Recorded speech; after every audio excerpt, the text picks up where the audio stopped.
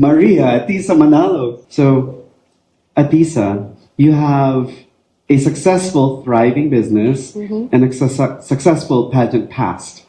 Why did you risk all of that and compete in Miss Universe Philippines?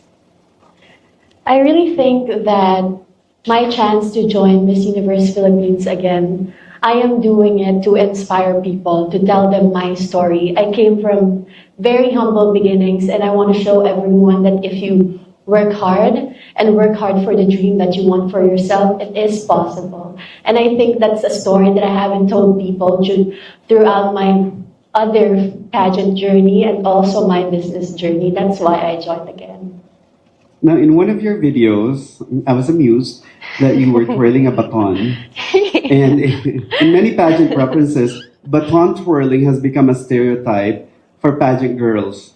What do you say to people who might see you as a stereotypical pageant queen? I didn't even know that's a stereotype for beauty queens that we all twirl our batons. But you know what? It helps in your performance. When you twirl the baton, you know how to perform for people. You know how to give a show. And I do think that it's a very important part of pageantry, giving everyone a show. I have a baton din. Sample. Many of Atisa, the beauty queen, you are the beauty queen and a businesswoman as well. Other than those two words, who is Atisa to those that don't know you yet? Personally.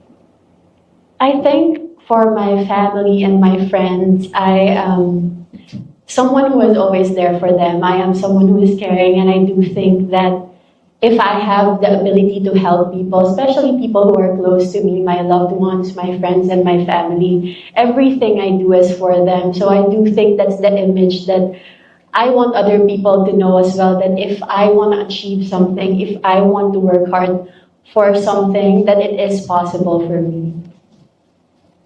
And lastly, why should you be the next Miss Universe Philippines? I think I should be the next Miss Universe Philippines because I really think that I have a story to tell. I think that a lot of the Filipinos need an inspiration to see that it doesn't matter where we come from in life. It doesn't matter our life circumstances. I was born from very humble beginnings. It does not define your potential. What defines your potential is how you work hard for your dreams and what you do to achieve those dreams. Thank you. Thank you very much, Maria Atisa Manalo, Quezon Province. You seem to be very... Now we have Christy Lyn, Landrito Magari, Taguig. You are a travel host for a show that features some of the best destinations in the world. How different is it to travel for your show and to travel the country with Miss Universe Philippines? Well, they're different because I'm obviously accompanied by 52 other candidates. So it's distributing my time and getting to know all the girls, but also, just enjoying the ride and the experience. These activities through Miss Universe Philippines allows us to immerse ourselves in different culture and heritage aspect of the Philippines as well. And when I travel for my travel show, I'm more focused on marine and sustainability and eco-conservation. So I thought you were going to say I get paid to do the other one. There's that aspect as well. We can't deny that. Now, you started your pageant career almost 14 years ago. So in what ways is Christy different, and in what ways is she the same as a pageant contestant? Well, 14 years ago, I obviously entered the pageant industry or scene as a newbie, as a young girl with very minimal experience that was just looking to have fun and get to know my heritage and my roots and my culture as a Filipina. This time around, I'm obviously a lot more self-aware. I'm in my early 30s. I've achieved and accomplished a lot, I think, and because of my experience in the pageant industry, but I still haven't achieved one great dream, which is why I'm back and still doing it with you guys today.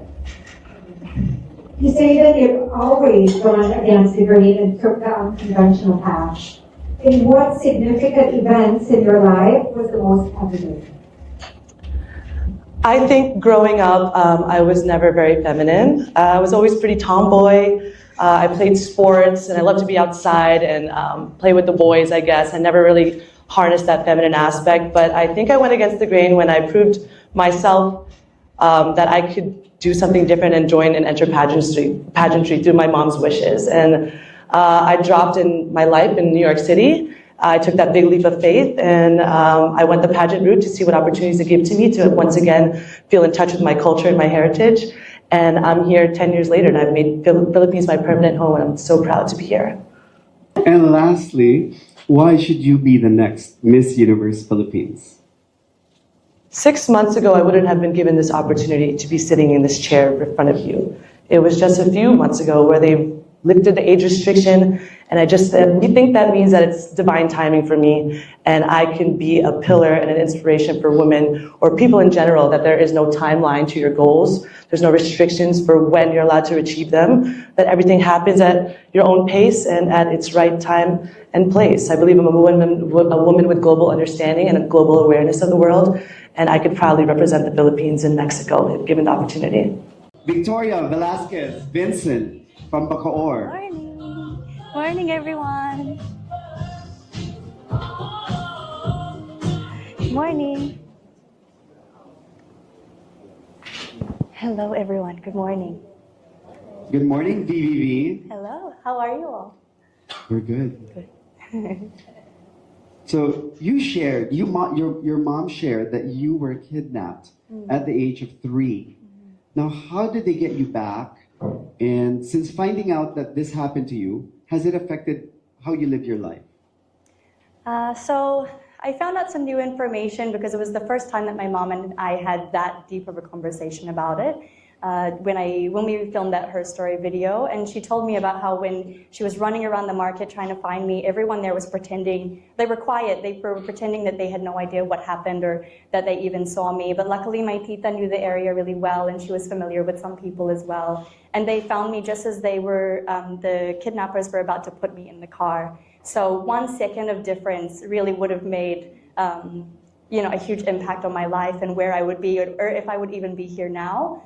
And has it affected the way that I live my life? Of course. For a long time, I was really disheartened by it, of course, naturally. I felt like I was betrayed by the Philippines in some way. Daldala ko, sorry.